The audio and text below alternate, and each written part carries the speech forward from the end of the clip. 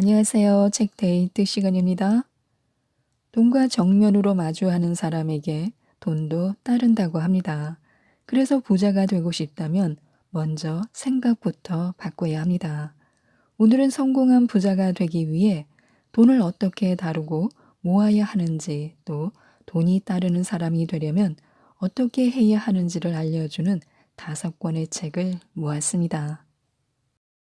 돈이 따르는 사람, 돈이 따르지 않는 사람이라는 책입니다. 나카무라 요시코 지음, 김예원 옮김, 북플라자에서 나온 책입니다. 돈이 따르는 사람과 돈이 따르지 않는 사람의 갈림길은 20대 정도부터 이미 결정된다고 합니다. 빨리 깨달은 사람일수록 돈을 빨리 그리고 많이 모을 수 있습니다. 이 책은 돈이 따르는 사람이 되기 위한 자기 나름의 방법을 익히도록 제안하고 있습니다. 또한 돈을 모으기 위해 시간이나 에너지를 크게 쏟지 않고서도 돈을 체계적으로 관리하여 자동적으로 돈이 불어나는 다양한 방법을 소개하고 있습니다. 돈이 따르는 마인드와 돈이 따르지 않는 마인드에 대해서 기억하시면 좋습니다. 돈이 따르느냐, 따르지 않느냐는 수없이 작은 요소와 사소한 습관이 쌓이고 쌓인 결과입니다. 돈이 따르는 운명이나 돈이 따르지 않는 그런 사주 같은 것이 따로 존재하는 것이 아닙니다. 운이 좋거나 나쁠 수는 있으나 그 정도 요소는 부단한 노력과 공부로 충분히 극복할 수 있습니다. 돈이 따르는 사람의 공통점은 항상 돈과 정면으로 마주하고 있다는 사실입니다. 이들은 자신의 미래를 자신이 만들어 나가며 장래의 자신에 대한 부양 책임은 본인들에게 있다고 생각합니다. 이를 위해서는 당연히 돈이 필요할 터이니 어떻게 돈을 모을 것인가, 어떻게 돈을 쓸 것인가, 어떻게 돈을 늘릴 것인가에 대해 항상 진지하게 고민합니다. 이러한 돈에 대한 진지한 성찰이 돈이 따르는 사람이 되는 첫걸음입니다. 또한 돈이 따르는 사람이 되기 위해서는 무엇을 위해서 돈을 모을 것인가, 즉, 돈을 모으는 목적도 명확해야 합니다. 돈이 따르는 사람에게는 꿈이 있습니다. 3년 후, 5년 후까지, 아니, 10년 이상이 걸리더라도 반드시 어떤 꿈을 실현하고 싶다는 강한 의지와 신념이 돈을 모으는 원동력이 됩니다. 꿈을 얼마나 리얼하게 그려낼 수 있는지 여부가 돈이 모이느냐, 그렇지 않느냐의 갈림길이 됩니다. 물론 돈이 따르는 사람이 되기 위한 조건으로 저축이나 투자에 대한 기초 지식이나 실천적인 테크닉에 대한 배움을 빼놓을 수는 없습니다. 돈이 따르는 사람은 무엇인가를 하고 싶다고 생각했을 때 돈이 없으니까 라는 이유로 포기하지 않습니다. 영어를 마스터하고 싶지만 돈이 없으니 영어 학원에 갈 수가 없다. 돈이 없어서 유학 갈 수 없다라고 변명을 하면 그것으로 끝입니다. 돈이 없어서 뭐뭐를 할 수 없다라는 사고방식이나 행동 패턴에 빠져버리면 돈을 모으는 것은 어렵습니다. 혹여 언젠가 수입이 늘어 통장 잔고가 늘었다고 해도 돈이 없으니까 뭐뭐 할 수 없다라는 뭐뭐 부분이 조금 바뀔 뿐입니다. 그런 마음가짐으로는 자신을 위해 투자하거나 하고 싶은 것을 영원히 할 수 없습니다. 지금 당장 내 수중에 돈이 없다 해도 하고 싶은 것, 나를 위해 필요한 것을 하기 위해서 궁리하고 실천에 옮겨야 합니다. 그러면 돈이 모르는 사이에 조금씩 조금씩 저절로 따라옵니다. 돈이 있어도 무언가를 이루어내기 위해서는 항상 생각하는 것이 필요합니다. 이것을 지금부터라도 몸에 익혀야 합니다. 돈이 따르는 사람은 스스로 돈 계산을 합니다. 돈과 관련된 이야기가 나왔을 때 바로 그 자리에서 계산하고 비교해서 결론을 냅니다. 어떤 상황에서든 스스로 계산하는 습관을 들입니다. 3년에 1,000만 원을 모으기 위해서는 매달 얼마를 모아야 할까? 생명보험료를 매달 2만 원씩 30년간 불입하면 총 얼마가 될까? 40세부터 65세까지 25년간 2천만 원을 모으기 위해서는 월 얼마가 필요한가? 이처럼 얼마지 하는 생각이 들었다면 바로 전자계산기나 핸드폰의 계산기 어플로 계산하는 버릇을 들이는 것이 좋습니다. 이런 습관이 돈이 따르는 길로 가는 데에 큰 도움이 되는 것은 당연합니다. 또한 작은 성공 경험이 큰 결과를 낳습니다. 인생은 젊은 시절에 작더라도 성공 경험을 쌓는 것이 중요합니다. 그것이 자신감이 되어 그 다음의 도전으로 이어질 수 있습니다. 새로 이사간 곳에서 처음에는 고생했지만 새로운 친구를 사귀게 된 것도 작은 성공입니다. 숱하게 넘어졌지만 끝내는 자전거를 탈 수 있게 된 것도 마찬가지입니다. 돈도 마찬가지입니다. 500만 원을 모았으면 앞으로 1년 반 만에 1000만 원을 모은다. 1000만 원의 다음은 3000만 원, 그 다음은 5천만 원, 1억 원. 이런 식으로 돈을 모으는 자신의 모습을 상상하는 것이 좋습니다. 그런데 최초의 500만 원을 만들지 못하면, 즉, 작은 성공을 맛보지 못하면 3년이 지나도 5년이 지나도 통장 잔고는 십수만 원에서 불어나지 않을 것입니다. 그래서 먼저 500만 원을 모으는 것이 중요합니다. 이것이 바로 시작입니다. 돈이 따르는 사람은 강렬한 희망을 가지고 있습니다. 돈을 모으는 행위는 지금 자신의 눈앞에 있는 즐거움을 참는 것을 의미합니다. 그런데 참는 것에는 늘 고통이 따릅니다. 그것을 꾹 참아낼 줄 아는 사람은 인내의 저편에 밝은 미래가 보이는 사람입니다. 그러한 인내는 희망이 있어야 가능합니다. 희망을 원동력으로 하여 돈을 모으면 그 돈은 살아 숨쉽니다. 꿈을 돈과 시간으로 환산하는 능력이 필요합니다. 자신은 항상 미래를 꿈꾸는 사람인데도 돈이 따르지 않는다며 의아하게 생각하는 사람이 있을지도 모릅니다. 꿈이 있는데도 돈을 모을 수 없었다면 아직은 젊기에 조금 더 시간이 필요한 것이거나 필요한 능력 중 어느 하나가 결여된 것인지도 모릅니다. 우선 자신에게 꿈이 생기면 언제 무엇을 어떻게 실현하고 싶은지부터 떠올려 보시기 바랍니다. 다음으로 이 꿈을 위해 돈은 얼마나 필요한지, 또 그 돈을 어떻게 마련할 것인지를 구체적으로 생각해 보아야 합니다. 그 꿈이 강렬한 열망이라면 자신이 돈에 어둡다고 해도 친구나 애인, 멘토나 스폰서가 나타나서 도와줄 수도 있습니다. 돈이 따르는 사람은 시간 활용의 달인입니다. 돈이 따르는 사람은 돈에 능숙할 뿐만이 아니라 시간 활용의 달인이기도 합니다.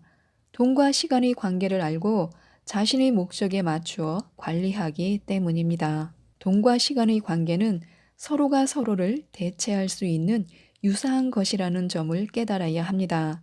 즉, 돈으로 시간을 사거나 시간을 사용함으로써 돈을 버는 것이 가능합니다.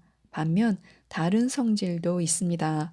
돈은 모을 수 있지만 시간은 모을 수 없습니다. 돈을 선물하는 것은 가능하나 시간을 선물하는 것은 어렵습니다. 돈과 시간의 활용법, 즉 양자의 균형을 맞추는 방법에 정답은 없습니다. 그러나 기본적인 법칙을 알고 활용하거나 한 걸음 물러나 생각하는 것으로 큰 실수를 피할 수도 있습니다. 돈과 시간의 관계를 알지 못하면 인생을 후회하게 될 수도 있습니다. 돈이 따르는 사람은 현금 흐름을 생각합니다. 사람이 생활할 때 현금 흐름이 좋으면, 즉, 돈이 돌고 있으면 돈에 대한 걱정을 하지 않습니다. 현금 흐름이란 1개월 또는 1년 단위로 봤을 때 돈의 유입, 출입입니다. 간단히 말하면 수입으로 지출을 처리하는 상태가 계속된다면 괜찮은 것입니다. 수입에는 대출에서 받은 돈도 포함하고 지출에는 대출을 갚기 위해 나간 돈도 포함됩니다. 수입도 지출도 조금만 궁리해 보면 느리거나 줄일 수 있습니다. 안배를 해가며 현금 흐름을 조절하는 것이 가능하다면 돈이 따르는 사람이 될 수 있습니다. 나는 매일매일 부자로 산다라는 책입니다. 닉 할릭, 게리 군더슨 지음, 박성웅 옮김, 시크릿 하우스에서 나온 책입니다. 돈을 절약하는 것으로는 절대 부자가 될 수 없습니다. 현금 흐름을 창출하고 경제적 자유를 확보할 수 있는 그런 자산에 투자해야만 부자가 될 수 있습니다. 이 책은 돈을 더 벌어 소득을 증대시키고 돈을 불려 부를 창출하기 위한 부동산 투자, 성장 투자, 모멘텀 투자 등에 대해서 알려주고 있는 책입니다. 머뭇거림에서 벗어나 목적을 창조해야 합니다. 명확한 목적 의식은 최선을 다하게 만들고 방황, 지루함, 평범함에서 벗어나도록 도와줍니다.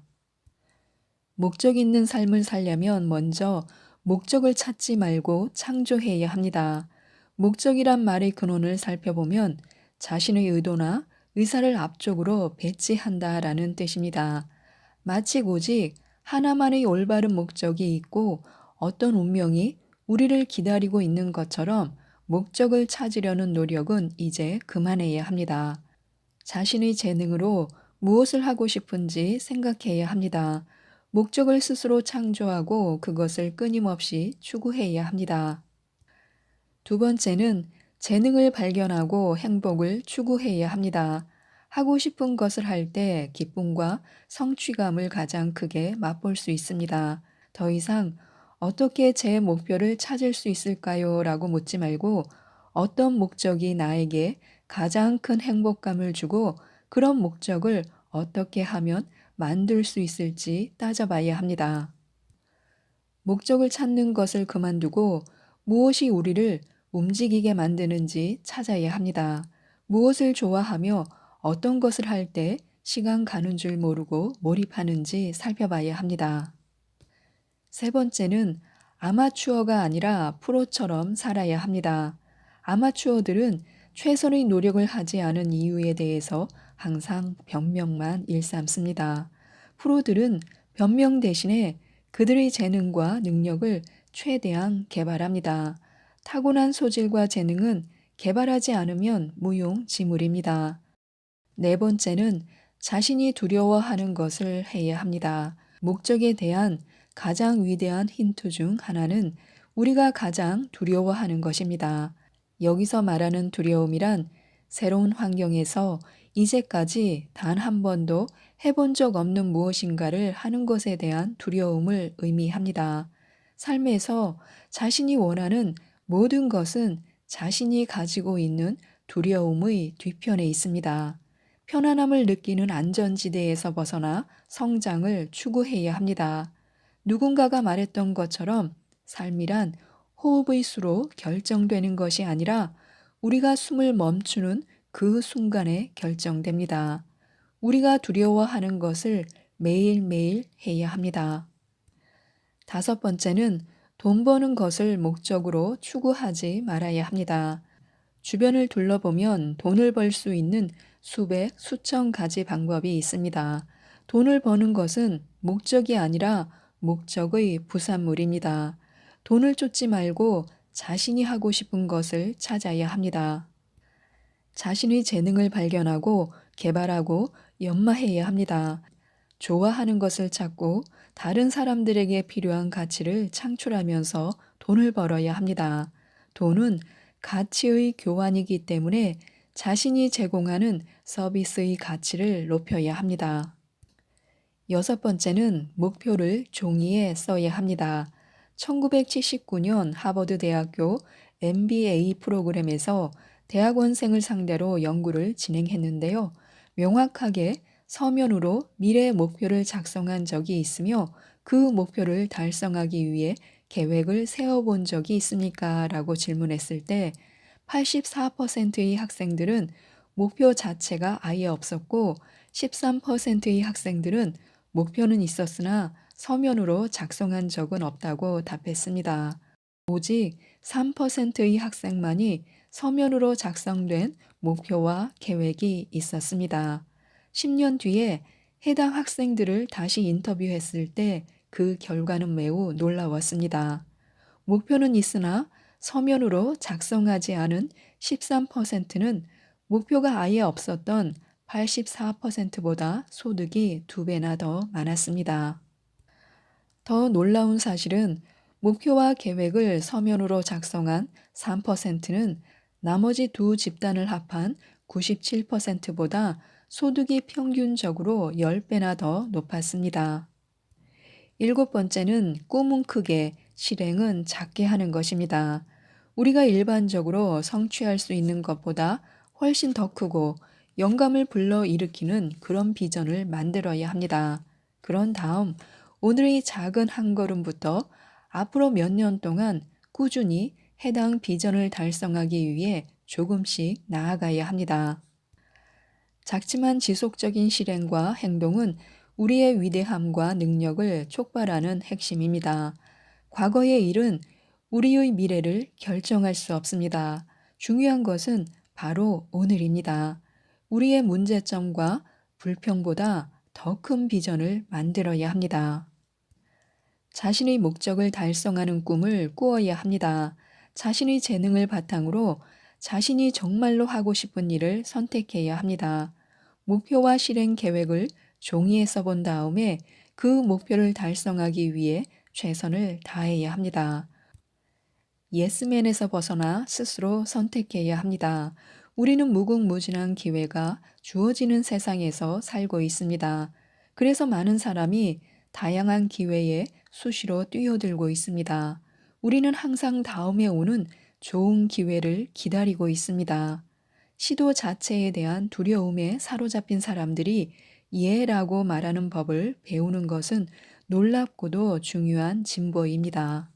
그러나 매일매일 주말인 삶을 살아가는 사람들에게는 아니요라고 말하는 방법을 배우는 것이 더 중요합니다. 예는 쓸데없는 것으로 자신의 발목을 붙잡고 자신이 한계를 극복하는 것을 집요하게 방해합니다. 예라는 폭군은 모든 기회를 다 잡으려고 하고 우리의 주의를 여러 곳으로 분산시킵니다. 또한 예라는 악마는 자신이 스스로 세운 목적에 집중하지 못하게 만들고 너무나 좋은 기회들을 동시다발적으로 제공해 우리를 정신적, 육체적으로 극심한 피로와 무기력에 시달리게 합니다. 그래서 자신을 틀에 가두는 예에서 벗어나야 합니다. 목적 지향적인 사람에게 아니요는 예보다 훨씬 더 강력합니다.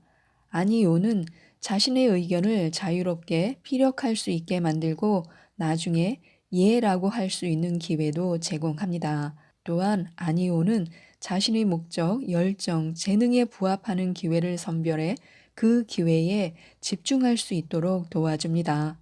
아니요는 자신의 삶에 도움이 안 되는 것들을 과감히 정리해주며 자신이 예라고 할 때 그 의견을 훨씬 더 강력하고 돋보이게 하고 사람들이 더욱 집중하도록 만들어줍니다.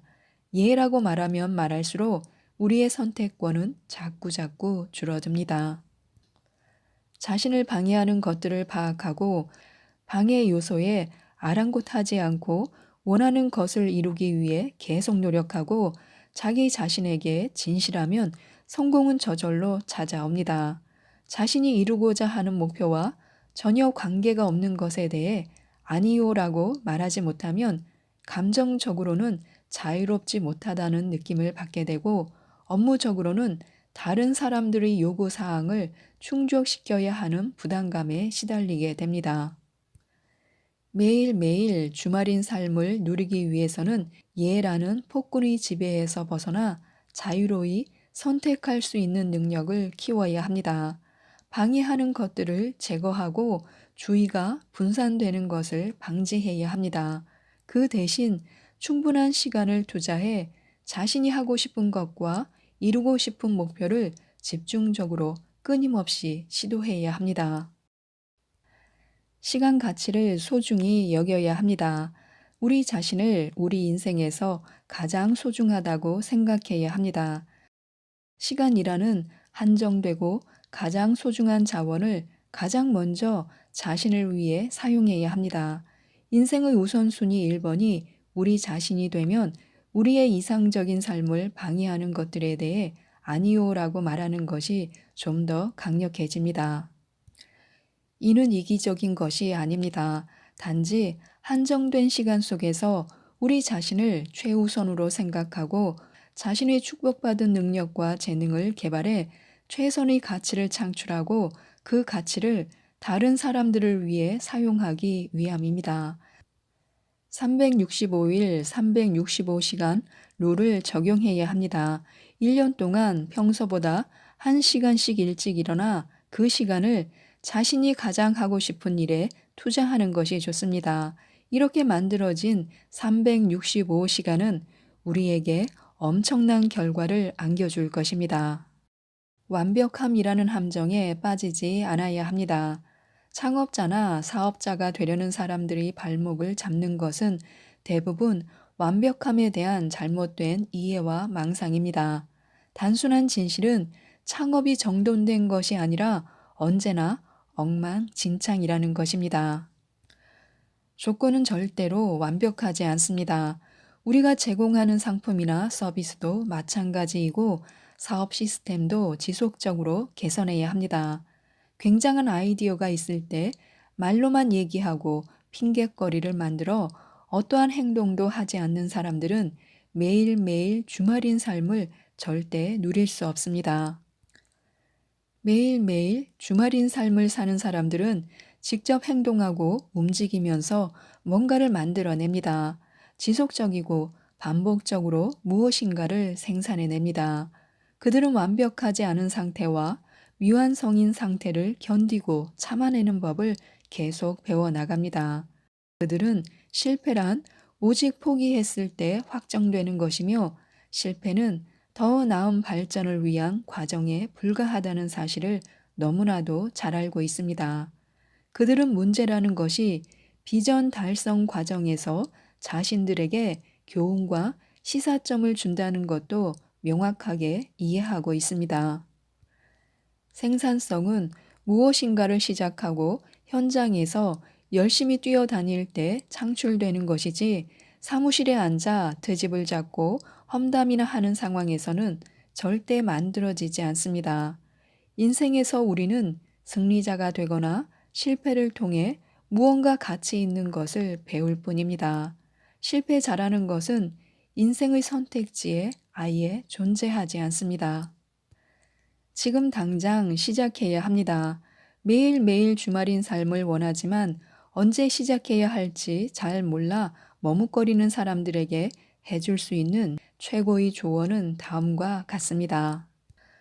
머뭇거리지 말고 그게 무엇이든 지금 당장 뭐라도 시작하십시오. 지식과 정보, 능력과 재능, 확신과 완벽함은 언제나 부족합니다. 지금 당장보다 더 시작하기 좋은 순간은 없습니다. 준비될 때까지 기다리거나 완벽하다고 생각될 때까지 아무것도 하지 않는 것은 우리가 아무런 진보나 개선 없이 정체되어 있다는 강력한 증거입니다. 무엇인가를 시작하는 사람이 항상 완벽함을 추구하며 머뭇거리는 사람을 누르고 승리의 달콤함을 쟁취할 수 있습니다. 부는 도전의 산물입니다. 조사에 따르면 지루함은 도전과 의미의 부재 때문에 생겨납니다. 거의 모든 사람이 단지 편안하고 안정적인 삶을 위해 부자가 되고 싶어 합니다. 그러나 막상 부자가 되고 삶이 평탄하게 흘러가면 그들은 삶의 활력과 재미를 잃고 맙니다. 매일매일 주말인 삶은 부에 대한 접근 방식이 완전히 다릅니다. 매일매일 주말인 삶은 단지 편안함만을 추구하지 않고 모험과 도전을 갈망합니다. 그러한 모험과 도전이 자신에게 어떤 의미가 있는지는 크게 상관하지 않습니다. 그들은 인생의 역경과 고난을 잘 받아들입니다. 부자가 되는 과정은 그들에게 커다란 도전입니다. 부자가 되고 나면 자신의 부를 또 다른 모험의 연료로 사용합니다. 새로운 경험을 위해 부를 사용하면 행복은 부와 함께 점점 더 커집니다. 과학적인 방법으로 돈을 벌 수 있지만 성취감은 과학의 분야가 아니라 예술의 분야입니다. 성취감 없는 성공은 궁극적으로 봤을 때 성공이 아니라 실패입니다.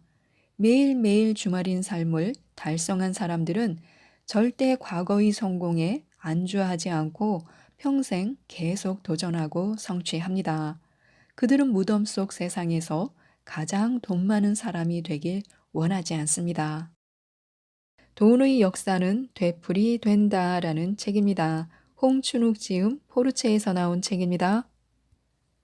부자의 첫 번째 원칙은 돈을 공부하는 것입니다.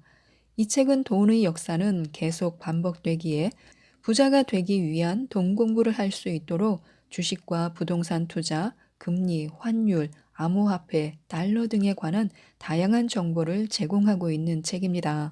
경제 공부, 금융 공부를 하고 싶은 분들은 이 책 한 권으로 돈 공부의 기초를 잡고 부의 첫걸음을 뗄 수 있도록 도움을 받을 수 있는데요.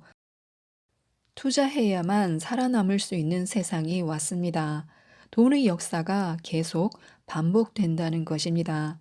역사적인 투자붐을 일으킨 요인은 다르지만 시장에서 나타나는 투자 패턴은 비슷하다는 뜻입니다.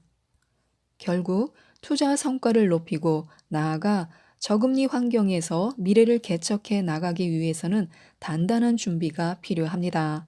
그렇다면 불확실한 미래에 대비하기 위해서는 어떻게 해야 할까요? 우선 돈에 대한 기본 지식을 갖춰야 합니다. 이자율이 낮아진다는 것이 어떤 의미를 지니는지, 경기는 왜 끊임없이 순환하는지, 한국 주식시장이 이토록 격렬한 등락을 거듭하는 이유가 무엇인지 등에 대한 지식이 필요합니다. 이러한 지식을 습득하면 투자에 대한 인내심도 길러지고 나아가 성공 확률이 높은 투자 방법도 체득할 수 있습니다. 성공 확률이 높은 투자 전략으로 환율 스위칭 투자 전략을 꼽을 수 있습니다. 보통 때는 달러 자산에 투자하다가 경제가 어려움을 겪고 자산 시장이 크게 흔들릴 때 환차익을 실현해 저가 매수하는 전략입니다. 물론 이를 행동에 옮기는 데에는 몇 가지 지식이 필요합니다. 환율에 대한 기본 지식도 필요하고 또 어떨 때가 저가 매수의 타이밍인지 판단할 수 있어야 합니다. 부자가 되고 싶다면 당장 생각부터 바꿔야 합니다. 부자가 되면 무엇이 좋을까요? 돈이 많으면 행복할까요? 강의할 때면 이런 질문을 자주 받습니다. 저희 큰아들 역시 종종 이런 질문을 합니다. 직설적인 표현일 수 있지만 이에 대한 저희 답변은 다음과 같이 명확합니다. 부유해지면 어려운 일을 다른 사람에게 맡기고 기댈 수 있습니다. 다른 사람의 도움을 받고 적정한 대가를 치름으로써 다른 가치나 더 큰 가치를 얻을 수 있다는 뜻입니다. 가까운 예로 집안일을 들어보겠습니다. 제 경우 20대 초반부터 10년 넘게 자취를 했었는데 당시 가장 큰 고충은 청소와 빨래였습니다. 주중에는 회사 일이나 회식 등으로 집에 늦게 들어오니 집안일은 주말밖에 할 시간이 없습니다. 그러나 주말에는 지인과 약속도 생기고 연애도 해야 하고 또 친구들 결혼식도 가야 합니다. 결국 매주 일요일 저녁은 가사 노동을 하는 시간이 되었습니다. 안 그래도 월요병 때문에 힘든데 쌓여 있는 와이셔츠를 빨아서 방 곳곳에 널고 선풍기를 돌려 말리느라 쉬지도 못하고 힘들었던 기억이 지금도 선명합니다. 또 다른 어려운 일로는 아이들 공부 가르치기를 꼽을 수 있습니다. 자녀에게 수학이나 영어를 직접 가르쳐 본 경험이 있는 분들은 쉽게 공감할 것입니다. 자신과 가까운 관계인 사람에게 무언가를 가르치는 일은 매우 힘든 정신 노동입니다. 당사자를 잘 알고 있다 보니 객관적으로 바라보기 어렵기 때문입니다. 한마디로 아이가 수학 문제를 잘 못 풀면 이것이 마치 내 일처럼 느껴지는 것입니다. 특히 가족 간에는 친밀하다는 이유로 말을 거침없이 내뱉을 수 있기에 가르침을 주는 과정에서 아이가 상처를 받는 일이 빚어질 수 있습니다. 그럼 이런 문제를 어떻게 해결해야 할까요? 답은 간단합니다. 전문가에게 맡기면 됩니다. 집안일에 도움이 필요하면 가사 도우미에게 의뢰하고 빨래는 세탁 전문점에 맡기면 됩니다. 자녀에게 직접 수학이나 영어를 가르치기보다는 방과 후 수업이나 학원을 통해 전문가의 도움을 받는 것이 훨씬 효율적입니다. 물론 적지 않은 사람들이 이런 해법에 불편한 마음을 느낄 수 있습니다. 당장 먹고 사는 것도 빠듯한데 어떻게 전문가에게 일일이 맡길 수 있느냐고 할 수도 있습니다. 그러나 저는 모든 일을 자신의 관리하에 직접 해야 한다는 사고방식에서 벗어날 필요가 있다고 생각합니다. 지난 시즌 MVP를 받은 농구 선수 르브론 제임스를 예로 들어 설명해 보겠습니다. 그는 세계에서 농구를 제일 잘하는 사람 중에 한 명이고 그에 걸맞게 연봉도 엄청 높습니다. 여기서는 그가 시간당 2만 달러를 벌고 또 키도 크고 힘도 세기에 정원을 가꾸는 일도 매우 잘한다고 가정해 보겠습니다. 즉, 르브론 제임스는 농구는 세계 최고 수준이고 탁월한 정원사이기도 한 것입니다. 그런데 그가 힘들게 운동을 마치고 집에 돌아와서 직접 정원을 가꾸는 것이 정말 적절한 행동일까요? 제 생각에는 시간당 20달러를 지불하고 정원사를 고용해 멋진 정원을 가꾸고 그 대신에 자신은 여가도 즐기며 농구 실력을 더 가다듬기 위해 단련할 수 있는 일을 시도하는 편이 낫지 않을까 싶습니다. 몸 관리를 잘해서 은퇴 시기를 1년 늦추기만 해도 그의 생애 소득은 수천만 달러 이상 늘어날 테니 말입니다. 저는 사람들이 인생에서 부딪히는 불편이나 불만을 돈으로 완화하는 것에 죄책감을 갖지 않았으면 합니다. 인간의 시간은 한계가 있고 개인이 물리적 노동으로 벌 수 있는 임금도 한계가 있기 때문입니다.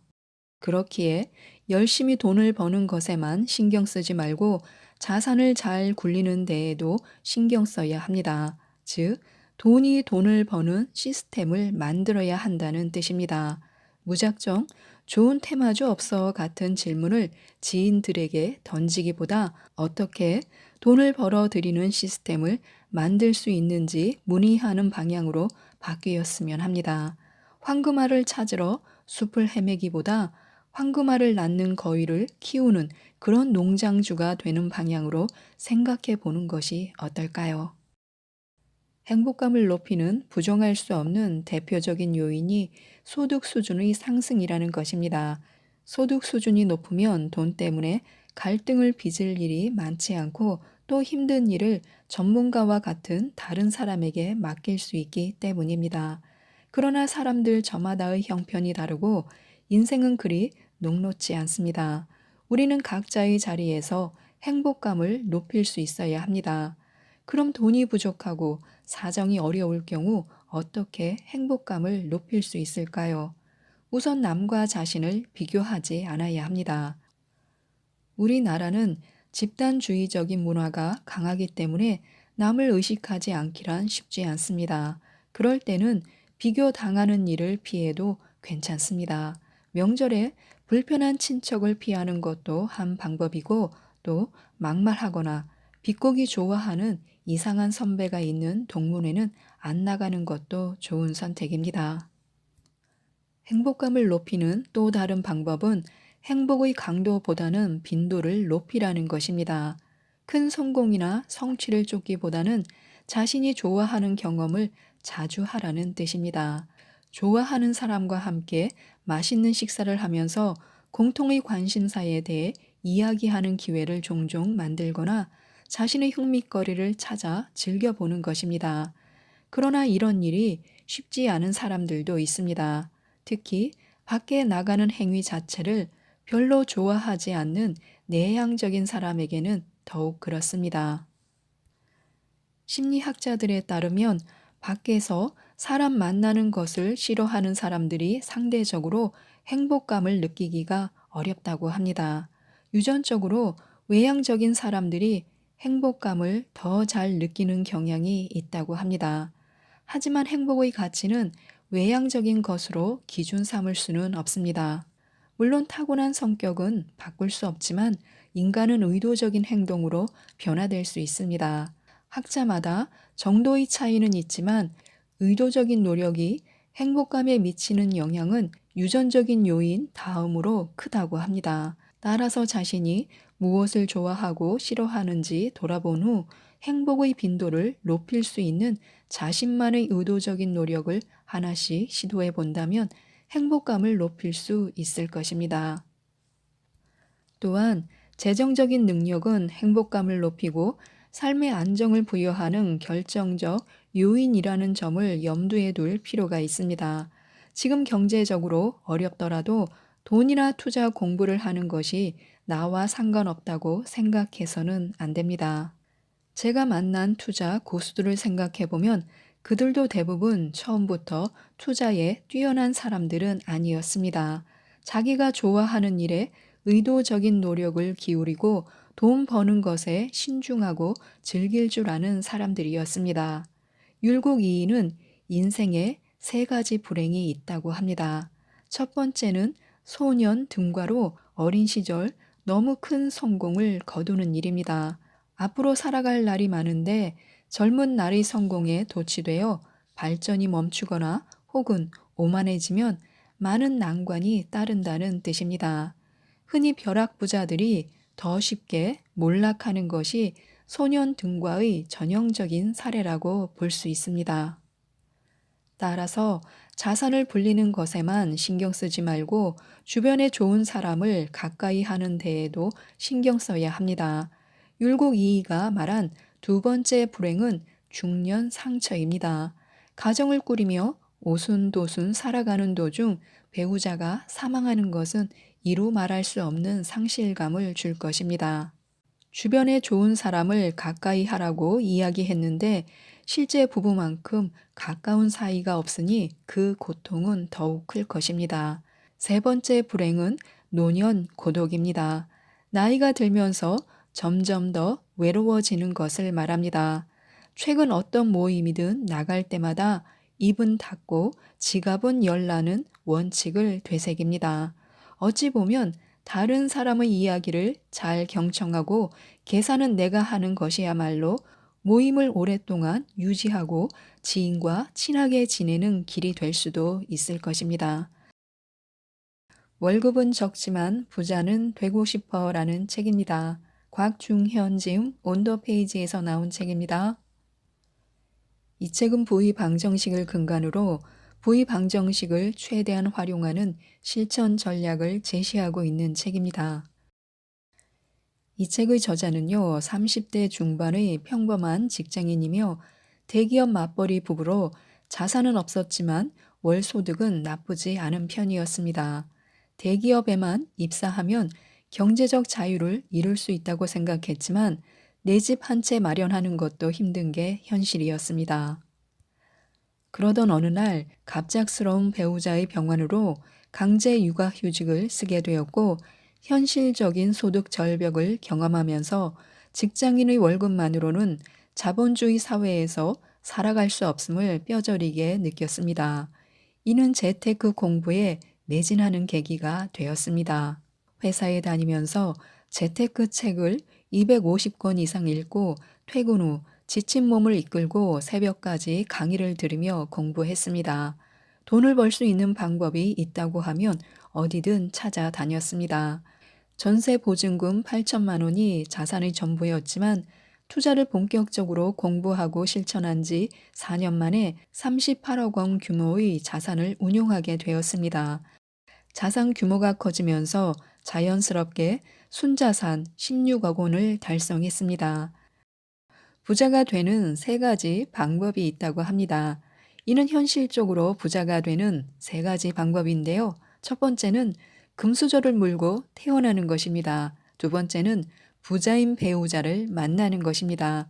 세 번째는 투자, 사업을 해서 자산을 형성하는 것입니다. 결국 투자나 사업을 해서 자산을 형성해야 한다는 것인데요. 사업 같은 경우에는 번뜩이는 아이디어가 있고 CEO 기질이 있다면 가장 빠르게 부자가 되는 방법입니다. 부자는 대부분 사업을 함으로써 부를 이룬 사람들입니다. 직장인이라면 매달 받는 급여와 부업을 통해 종잣돈을 만들고 투자로 자산을 형성해야 합니다. 일반적으로 직장인이 부자가 되지 못하는 이유는 노동소득이 전부이기 때문입니다. 만약에 몸이 아파서 직장을 다닐 수 없다면, 나이가 많다고 또 회사에서 나가라고 한다면 어떻게 해야 할까요? 앞이 캄캄할 것입니다. 그런 날이 오기 전에 회사만 믿지 말고 지금부터 준비해야 합니다. 부자가 되려면 재테크는 필수입니다.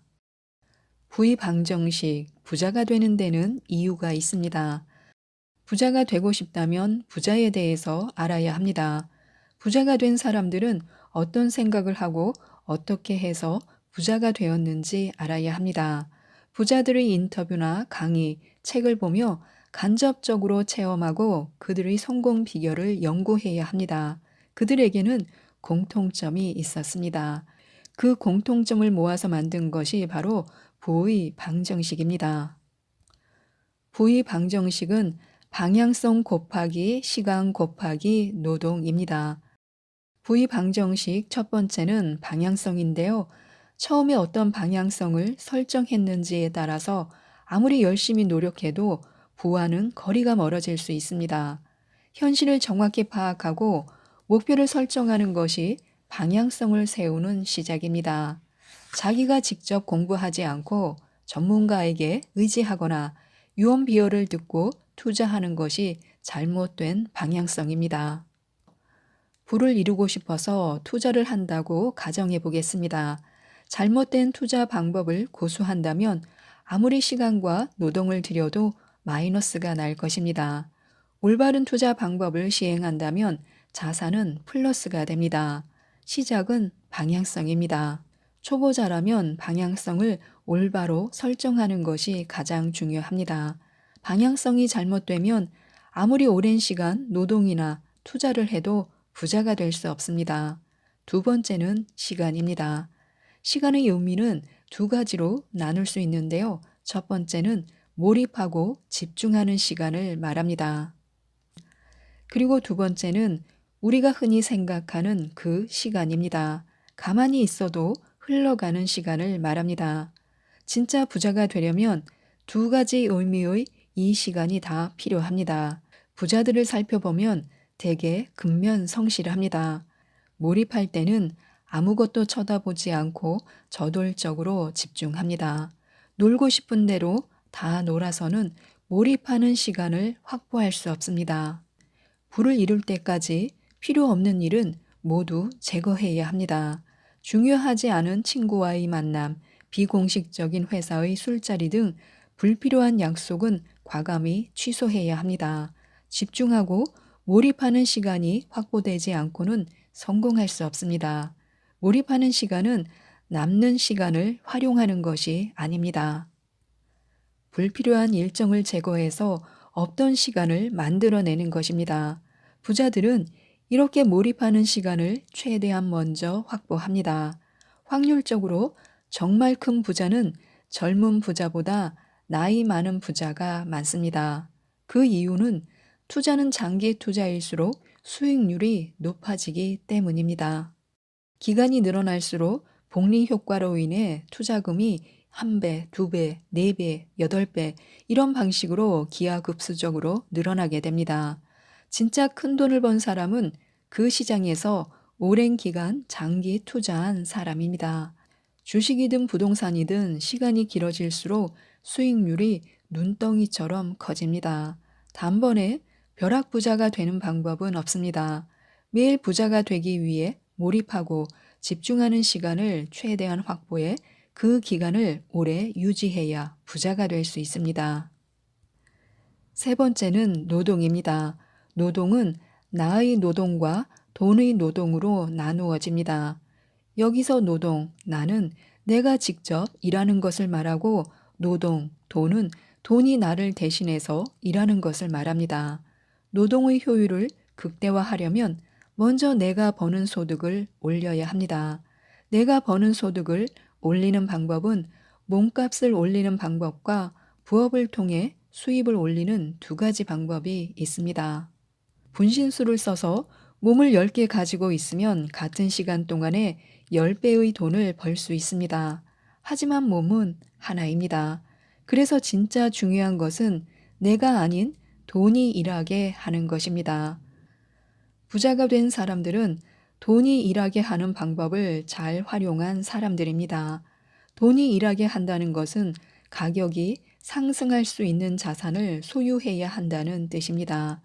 여기서 자산은 역사적으로 보았을 때 장기적으로 우상향했던 것들을 말합니다.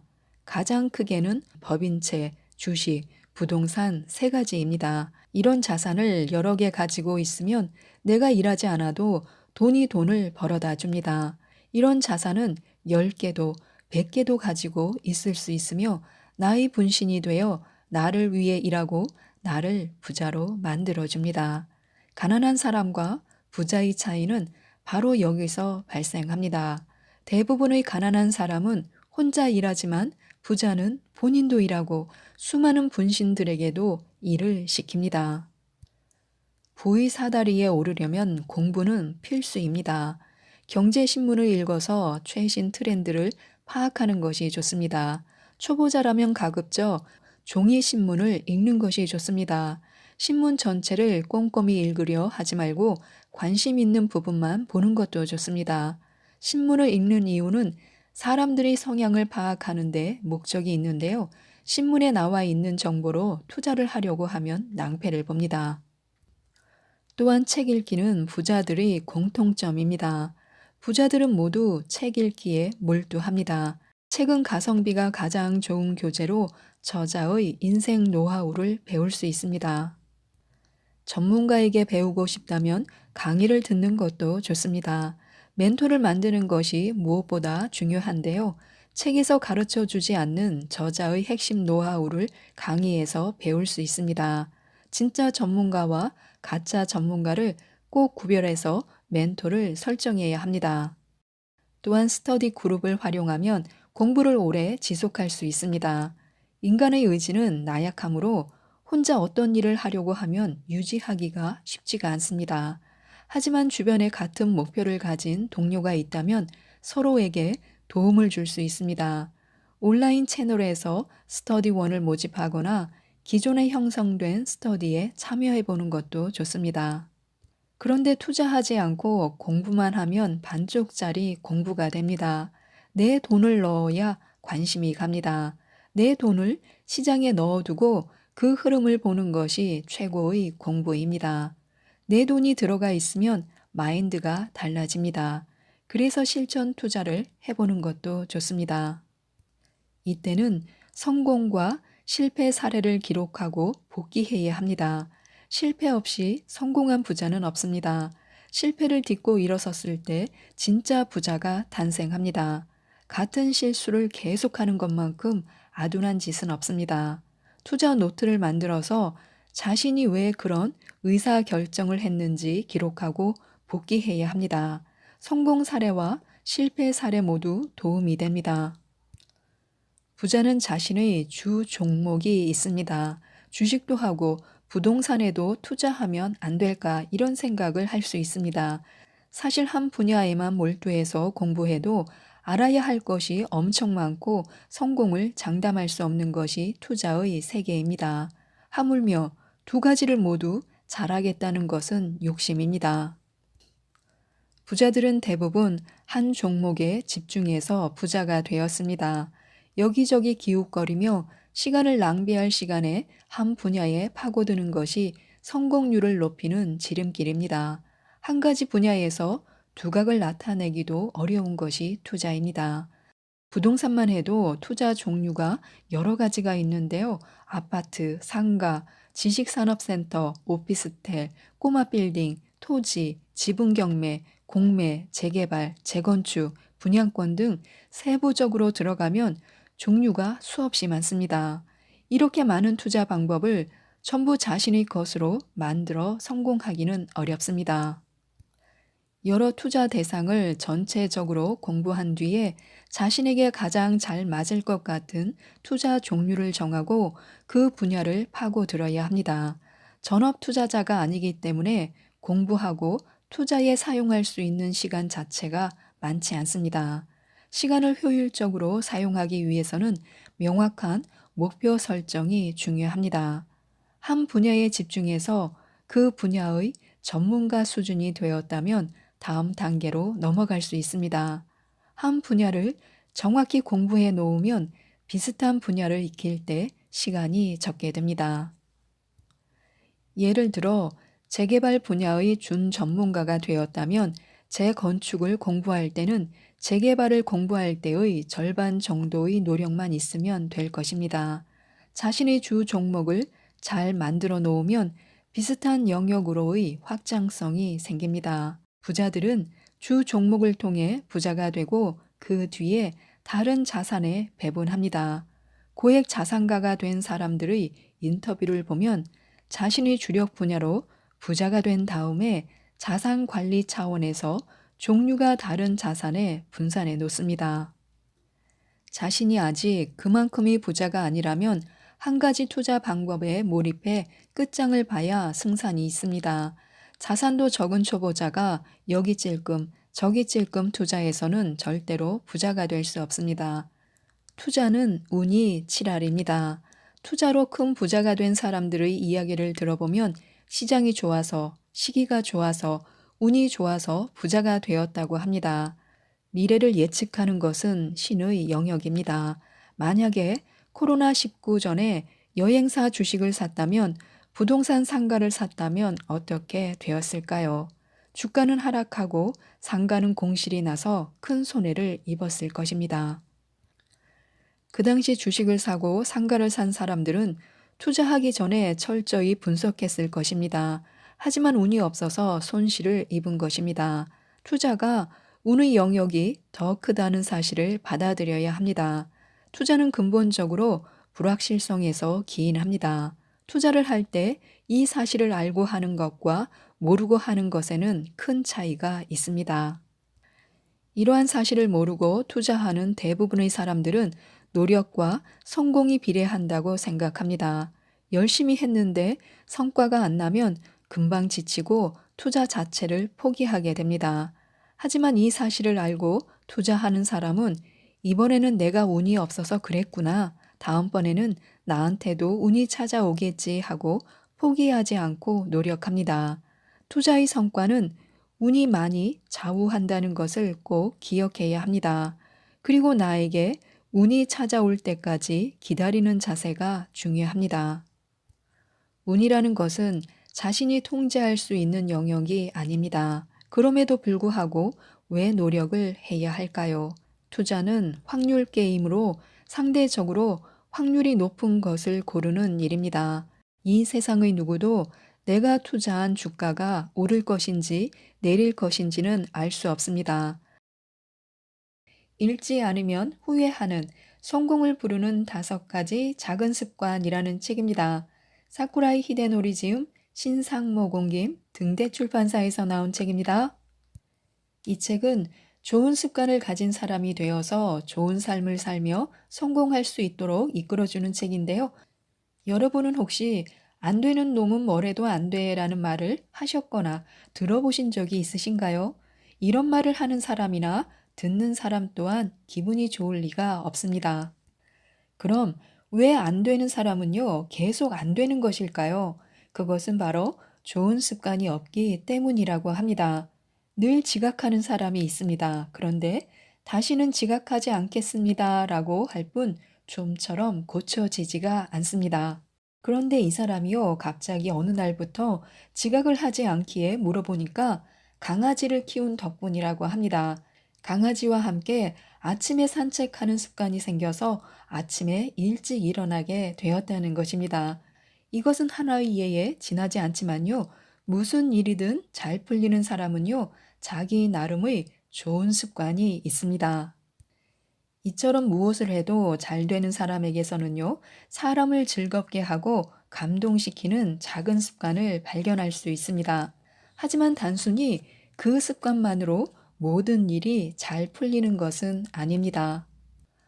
어떤 문제가 생기거나 실패를 하더라도 좋은 습관을 지닌 사람들은요, 주위에서 원래 저런 사람이 아니다라고 용서를 해줍니다. 따라서 좋은 습관이 있다면요, 오랫동안 지니는 것이 중요합니다. 그리고 자신의 인생은 누군가가 반드시 지켜준다고 믿는 일도 중요합니다. 그런데 우리는요, 좋은 습관을 만들기에 앞서 인생을 실패로 이끄는 네 가지 나쁜 습관을 꼭 버려야 합니다. 먼저 아침 식사를 거르는 습관인데요. 힘과 활기가 우리의 운명을 결정합니다. 하루를 시작하는 아침에 힘과 활기를 불어넣어 주는 것은요, 다름 아닌 아침 식사입니다. 둘째는 험담하는 습관인데요. 인간의 심리는 누군가에 대해 칭찬을 한 내용을 남에게 전하지 않고 험담을 한 이야기만을 그 사람 조심해 하라며 꼭 전하는 속성을 가지고 있습니다. 말 한마디가 뭐 하며 사소한 듯 보이는 습관이요.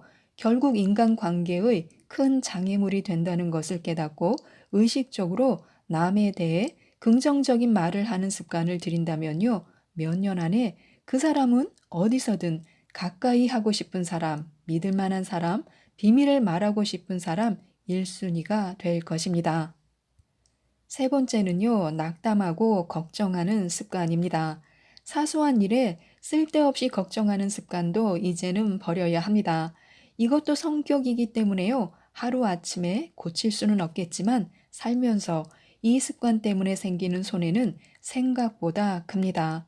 조금 과장일지도 모르겠지만요, 이 습관만 없다면 행운이 무더기로 굴러 들어온다고 해도 과언이 아닙니다.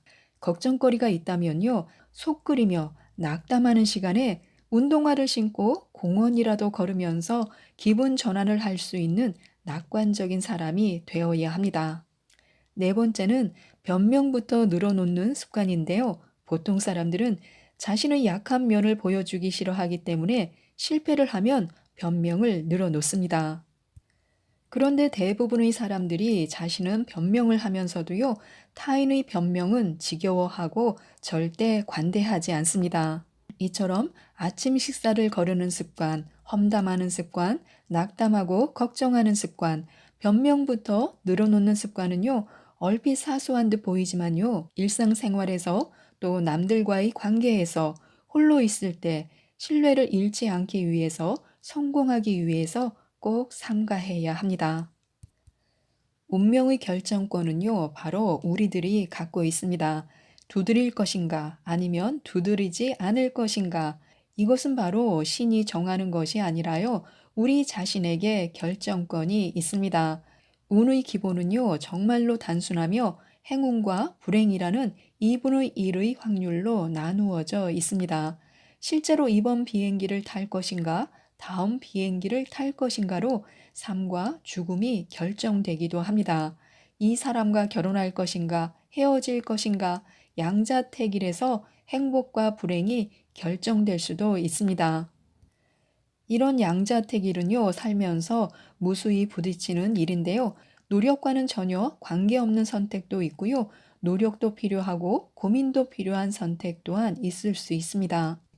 사람들은 그 선택의 결과가 긍정적일 때 그 사람이 운이 좋다고 합니다. 하지만 그 사람이 운 좋은 선택을 하기 위하여 그 이면에 어떤 노력을 기울였는지 숙고해 볼 필요가 있습니다.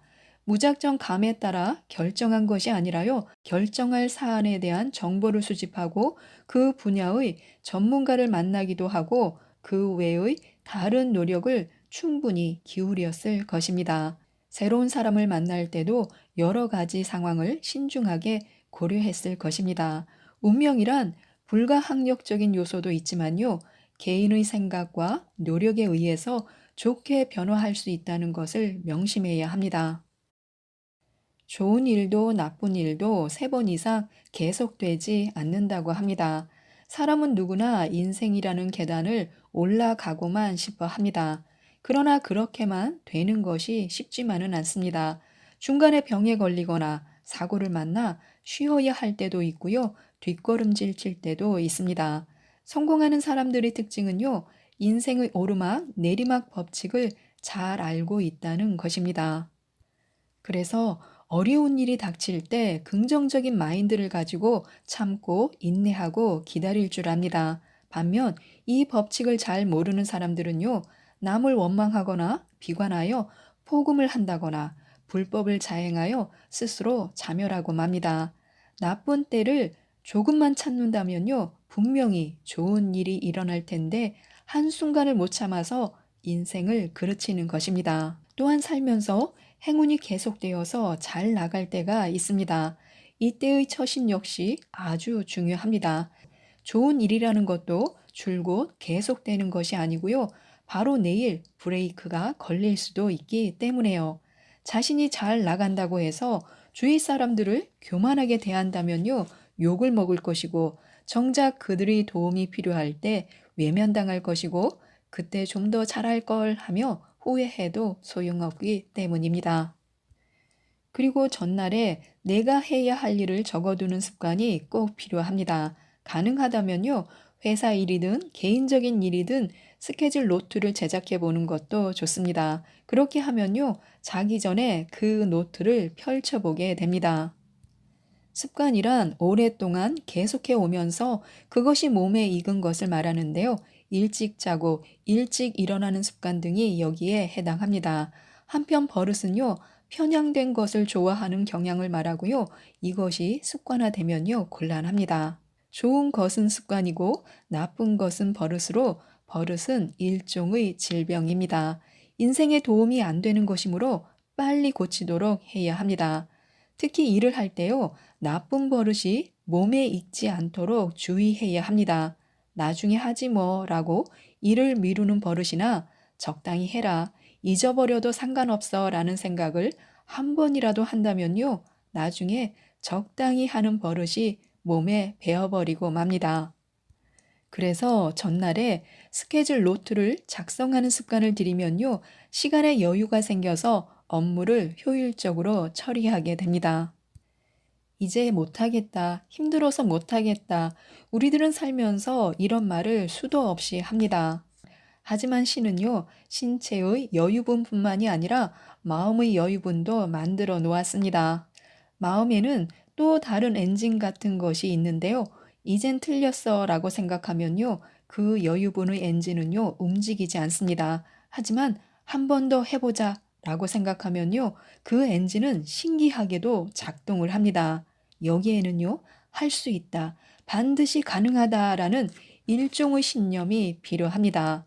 운이란 이런 확신과 신념이 있을 때 따르는 것입니다. 올바른 길을 알아두는 것도 좋습니다. 보이지는 않지만요, 우리 인생에도 길이 있습니다. 우리는 그 인생이라는 길에서 여러 가지 이유로 길을 잘못 들어서기도 합니다. 나중에서야 잘못된 길임을 알고 후회하기도 하는데요. 단 한 번 길을 잘못 들어선 탓으로 평생 목표했던 곳을 찾아가지 못하기도 합니다. 매일같이 걸어 다니는 길은요, 넓게 생각하면 인생의 길이기도 합니다. 그러므로 우연한 실수로 잘못을 범하지 않도록 조심해야 합니다. 가능하면요, 가까운 사람들끼리라도 하찮은 실수를 범하지 않도록 올바른 길을 서로 가르쳐 주고요, 인생의 길에서도 헤매지 않도록 주의해야 합니다. 또 매일매일 생활 리듬을 만드는 것도 좋은데요. 일정한 리듬으로 진행하지 않으면요, 능률도 오르지 않고 능력도 향상되지 않습니다. 재능은 타고나는 것이고 능력은 어떤 일을 완수할 수 있는 힘을 말합니다. 이 능력은요, 하루아침에 생기는 것이 아니라서 날마다 일정한 리듬으로 계속하지 않으면 안 됩니다. 예를 들어 매일 오전 6시에 일어나는 생활 리듬을 키우면요, 아침에 강해지는 체질이 되어서 아침에 중요한 업무에 능력을 발휘할 수 있습니다. 마찬가지로 밤 2시에 자서 오전 7시에 일어나는 습관을 들이면요, 밤에 이루어지는 업무에 강해집니다. 생활 리듬을 제대로 조절하지 못한 경우 보통 출근해서 업무를 시작할 때는 밀린 일부터 하게 됩니다. 그러면 일에 치여서 결국 새로운 일을 할 수가 없고요. 결국 늘 새로운 지식들로 스피디한 긴박한 사회에서 뒤처지게 됩니다. 반면에 날마다 새로운 일부터 시작하면요, 자신도 모르는 사이에 실력이 쌓이고 남들에게 인정도 받게 됩니다. 사소하다고 생각할지 모르겠지만요, 각자의 생활 리듬에 따라 그 결과는 크게 차이가 납니다. 우리의 마음을 단련시키지 않으면요, 상황은 움직이지 않습니다. 사람에 따라서는 생각하지도 못한 사이에 몸이 자연스럽게 움직이는 사람이 있습니다. 그러나 세상에는요, 이런 사람만 있는 것이 아닙니다. 하나하나 챙기지 않으면 모르고요, 생각해줘도 결국 안 되는 사람이 꼭 있습니다. 그럴 때는 하루 한 번이라도 좋으니까요, 마음을 단련시키거나 마음속으로 100m 달리기를 해보는 것입니다. 그러면 머릿속에 풍경이나 사람의 모습이 떠올라서 아무것도 생각하지 않을 때보다 많은 감정의 움직임이 느껴집니다. 마음을 단련하는 일도요, 운과 상당한 관련이 있습니다. 아주 사소하고 작은 습관들이 인생을 밝게도 하고 암울하게도 합니다. 좋은 습관은요, 타인에 대한 관심을 가지는 것으로 시작되고 따뜻하고 겸손한 마음일 때 더욱 자연스럽습니다. 이 행운의 여신이 항상 우리의 편이 될 수 있도록 많은 도움을 받으셨으면 좋겠습니다. 이상 책데이트였습니다. 감사합니다.